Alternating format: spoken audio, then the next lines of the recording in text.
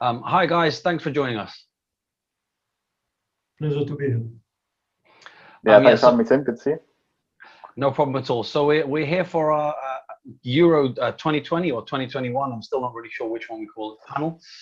We've got Shahar Attias with us and Joe Ryan, and I'm going to start off in no particular order. Shahar, can you sort of platform's yours to give us an intro and tell us a bit about yourself? Absolutely. I've been working in the iGaming industry since 2000, so that's way too long. I've worked as a senior executive for 888, for Playtech, and for PokerStars, and since 2007, I've been running my own iGaming CRM consultancy agency, Hybrid Interaction. We've held projects with close to 200 different online gambling operators ever since then. We are focusing on anything that has to do with player marketing. So starting from conversion through the user journey, all the touch points, loyalty, VIP management, and lifetime value in general. And Joe, tell us about yourself, your role, and obviously working at Better Collective. Yeah, so hi, I'm Joe. I'm the head of video and audio at Better Collective and also a presenter within our broadcasting team. So my background as well as Shahar is very much in the industry. I used to work at Bet365. I was heavy into their social media team before coming over to Copenhagen, Denmark, to join Better Collective. So now on the affiliate side, obviously having experience from the operator side as well, it's a nice mix. So yeah, I'm able to kind of apply learnings from both the operator side and of course now the affiliate side. Been here for nearly 5 years now. Time flies. We're having fun. Yeah, absolutely. So we've got, as you can see, the audience, we've got a stellar panel here. We're excited to talk about the Euros, and we'll go straight into it. First question for me is for Joe. First of all, what are your expectations? What are Better Collective expectations for the Euros? Because a couple of years ago, when I asked this question to CEOs, they said this summer it's going to be the biggest betting event ever. Obviously, it didn't happen, and now we've waited another year. Does it become an even bigger betting tournament with people having waited an extra year for it? I mean, yeah, for us, the excitement of it, you've added an extra year. It's just taken so long to come around. It feels like it's been kind of on that edge for a long time. For me, as being from England, I feel like, football is definitely going to come home. I'm excited about England's chances. Obviously, the final being at Wembley as well, I've got the vibes of Euro 96 coming back. So yeah, from a betting point of view, I feel like this could be, like people were saying a year ago, but yeah, it definitely will be a very big occasion for betting. It's going to be a bit strange, obviously, without having the fans in attendance. So the atmosphere is going to be a bit different. We're kind of watching the game. Hopefully, fans might be back at some point. But yeah, it's obviously going to be the main focus of the summer. If we can repeat what 2018 was like with the World Cup, from me as a fan perspective, that was probably one of the best tournaments I've watched in a long time. So hopefully more of the same, please. That'd be very nice. Yeah, that's like I say. Yeah, it's going to be different with the atmosphere, but very exciting nonetheless. Yeah, absolutely. And Shahar, a similar question to you. What are your clients kind of expecting ahead of the Euros this summer? It's just been, such a complex period in which everybody were waiting for it, as you said earlier, and now you add this another year to it, and I think people are just anxious to finally feel good about their home countries. I mean, not too many countries have performed too well during this pandemic, and the nicest thing about sports is it's one of the last things that you could still be, a bit more proud about your country with your team and your national flag and everything, which is a bit of not of a taboo becoming outside of sports. And here, people are just waiting to see their team, to see their players, support them, and yeah, I wouldn't know if England is going to be that happy after the Euros, but yeah, on this side in terms of the players, I'm certain it's going to erupt. Clients, my clients, the operators are ready to explode as well. I mean, the operators are just they've went through a year in which sports operators saw nothing at best in through most of the period. And then they had the NBA playoffs, which for me was fantastic because finally it was short and condensed, and was able to see it. But yeah, everybody who's following football is just going to be so happy this summer. And yeah, I mean, they all had all their tools and technology sharpened just for this, so they're ready for the go whistle. Yeah, absolutely. As you both mentioned, I think that the world, sporting world, betting world, whole world has been in need of something positive. And yeah, hopefully the Euros should deliver in that respect. I'd like to go back to Joe for my next question. In terms of kind of advice for affiliates out there looking to capitalize on what will no doubt be a huge amount of traffic, what are the kind of things affiliates should be doing? For us, it's always kind of a similar story, to be honest. Like, we just want to provide value to the users. I feel like with the fact that people can't go to games, maybe there's even more kind of need for, like in-depth analysis or like an expert's view on a game, because people aren't able to go themselves and pick up on little things. So if you're able to provide that extra bit of value around some like the data analysis, like I mentioned, or just getting a feel for how a team's going to perform, I feel that's going to really help you stand out as an affiliate. And it's something that we're always trying to do as well, is provide content basically wherever our target users are. So whether that be on like YouTube, like this video might be, or across different social media platforms, of course on Google as well, trying to provide value catered to the audience on the channel that they are on.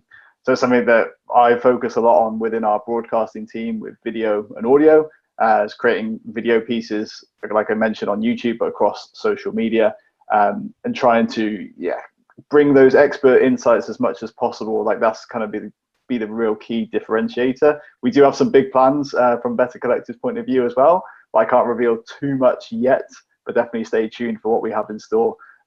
Definitely trying out new things as well will also help out a lot during this strange time. Sure, yeah, and just a quick follow-up on that one, Joe. Is it a case of very much sort of personalizing and maybe localizing across different markets? Absolutely, yeah. I mean, as well, Tim, we have lots of different brands from many different countries, and the key for me is to localize as much as possible.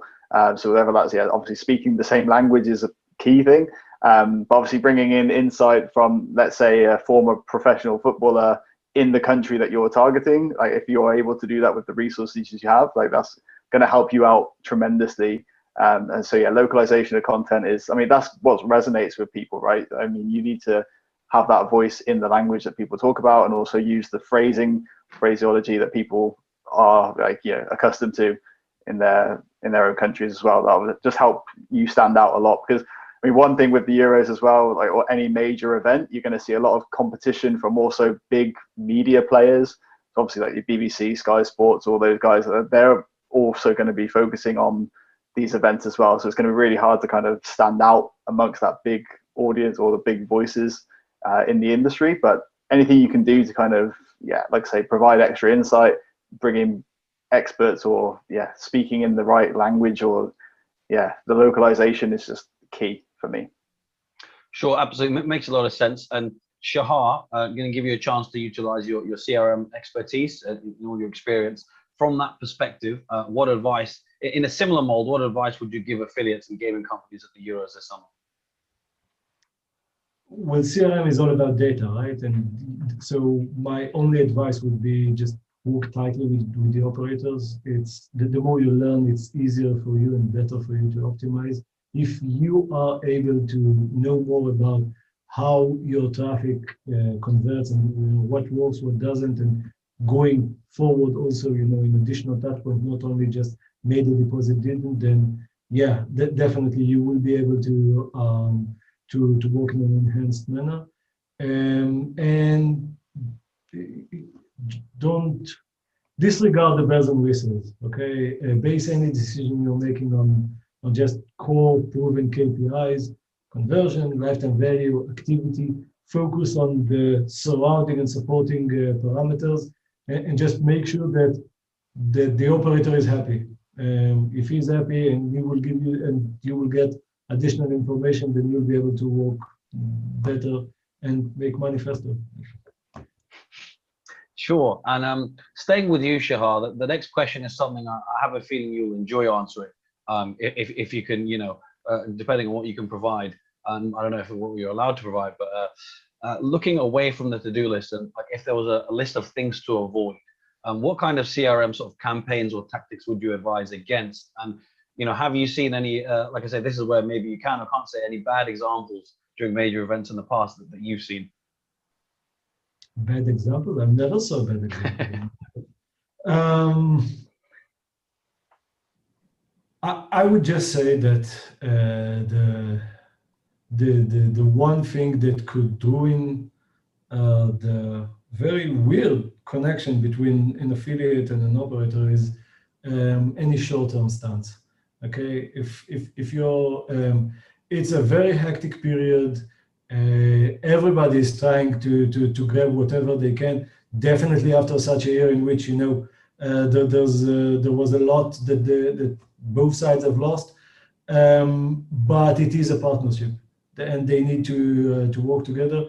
If anybody is going to focus on how can I make more money during Euros and forget about what's going to come after the Euros, then I feel it's not going to end up well because, well, again, CRM, we're into lifetime, not only lifetime value. So I would just recommend to try to find the common ground and not to try to step on the other side's toe.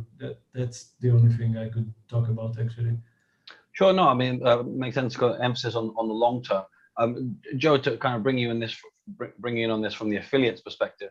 I mean, do you kind of share that kind of focus on the long term? And is there anything you'd advise against affiliates wise? I mean, for instance, I can think of maybe too aggressive marketing given our current sort of the regulatory scrutiny in some markets at the moment.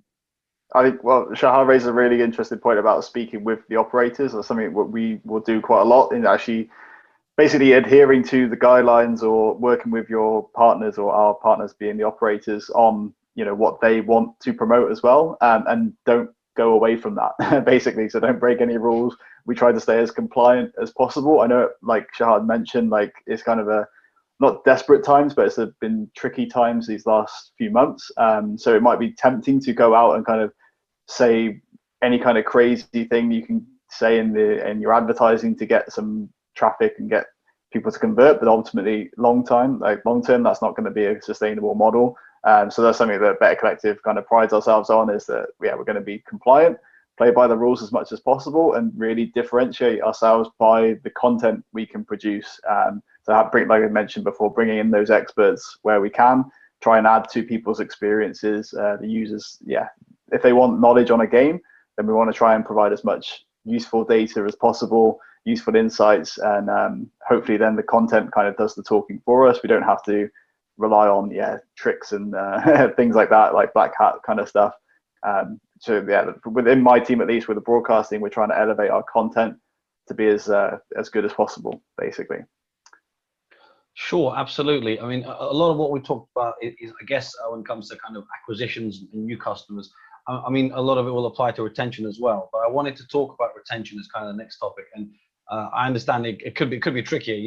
It's how to get a customer in, but then I guess the $1 million question is how to keep a player depositing and playing. And I'll start with you, Joe.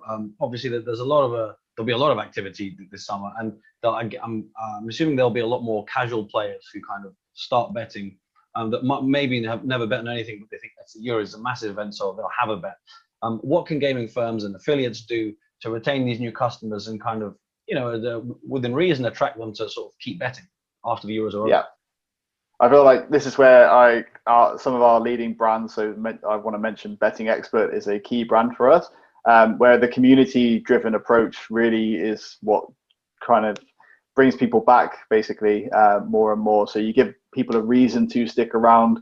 There's along with kind of match previews and data analysis for upcoming games, there's also a reason for users to be on our website, basically. So we have our competitions that we run on the side to keep people engaged throughout the year. So not just for this one specific event, but other markets, other sports, other events, will provide the kind of the fun interactions on those kind of key community-led sites. And if you can also then produce your content in a way that maybe attracts people. So we start off with a Euro special, but then also leading, like, stay tuned if you enjoyed that. We'll also be back for the Premier League. We'll be back for future events in the future. So yeah, giving people a reason to come back through differentiating your content as much as you can, bringing in those experts, like I mentioned, speaking in a local tone of voice, trying to give people, and also, yeah, so telling people what you have coming up as well is also a really important step for us. So as we try to say, yeah, trying to build our community as much as possible, giving people a reason to stick around. And Shahar, from a CRM point of view, because obviously retention is a massive word in your kind of specialist field. You've talked about kind of lifetime and lifetime value. What would you advise gaming firms, operators and affiliates, either or, to do from a CRM perspective to kind of keep that new traffic and keep them playing? Sure, but I just have to begin. We agree too much, Joe. It's like, I mean, we have to find something to fight about. It's not going to happen this way. So yeah, with regards to retention, so as I earlier said, that operators have been sharpening the CRM tools, and currently the only differentiator that I can see that really allow a gambling operator to step above the competition and to work slightly better is real-time marketing. It's not only about sending the right message to the right player. It's sending the right message to the right player at the right time. And the only time you are certain that a player is going to be fully focused at actually be open to read messages from the operator is when they are engaged in your activity. So if you could set triggers and take decisions, notify player and reward them while they are engaged, all in absolute real time, then yes, this is something that you could take forward and capitalize on it in order to extend gameplay, increase profitability. All the KPIs that you are looking for basically are just there.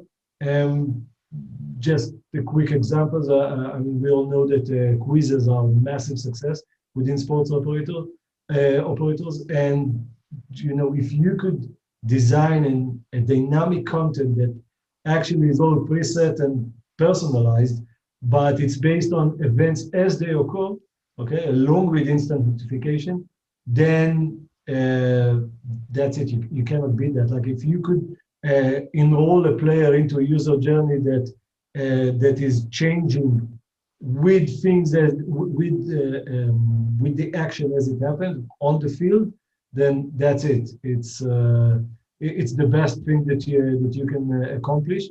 And there are tools that can allow you to do that. It's a lot of work, clearly, especially on the CRMers. But yes, it definitely brings your engagement to the next level. So at this point, well, I think we've covered sort of all the major topics really that hopefully affiliates, operators, and anyone listening will want to know about for the Euros. But I'm going to open the floor to kind of some closing remarks from you guys, and maybe this can give us the opportunity for that argument that you kind of hopefully looking for to engage the audience. But we'll start with you, Joe. Is there anything you kind of like to finish with in terms of messages from Better Collective and yourself? Yeah, I think just overall, maybe for the industry, actually, something to keep in mind is that content creation is very difficult. It's taken us a while to kind of build up our broadcasting team within Better Collective. And it does take investment as well. So you're going to have to invest in the resources if you want to promote well within, say, YouTube or on social media, then you're going to need someone or a team that can actually focus on that. Like creating video is very difficult. And also, yeah, doing it in an engaging way. So maybe just don't be afraid to try different things as well, to kind of figure out what works, but also just appreciate that, yeah, that is a tough nut to crack if you are going to go down that route of creating video content. And it does take a team as well. You can't not just have one person kind of in a corner in marketing doing it. You are going to need a few more resources than that. yeah, that's one thing I think. And maybe a controversial comment, but I'm going to say, put my neck on the line, England will win the Euros. Shahar, after you to respond. Well, that you need to pick your panelists better. I mean, they should have some understanding in football. But no, England has a good shot. I would like to pick up on what Joe said earlier. I'm the biggest supporter of focusing on professionalism, and that's what affiliates do best. I mean, they generate content better than operators. It is what it is. You cannot fight it because that's how they make their money. As such, I would leave totally that part of the business to them, and advise affiliates to think twice before they decide whether to work with this operator or the other, not just based on size of the CPA, but also what kind of added value they can provide when it comes to what goes after, how easy it is to push their traffic to the next level when it comes to loyalty, when it comes to VAP, lifetime value, the other KPIs that are along the way, rather than just focus on how's my May paycheck is going to look like. Absolutely. Any predictions for who will win, Shahar, apart from England, of course? Not Israel. Yeah, you couldn't be more correct with that one. On that note, I think if not England, I think Portugal could be a dark horse. But yeah, that's just me. But listen, thanks so much, guys, for your insight. Joe, thank you for putting forward Better Collective's point of view, and Shahar, thank you for the CRM expertise. Absolutely, love being here. Thank you very much for the invitation. Yeah, thanks, Tim. Thanks for having me. Thanks very much, guys. Cheers. Bye, Joe. Pleasure to meet you. Yeah, you too. Bye. Bye.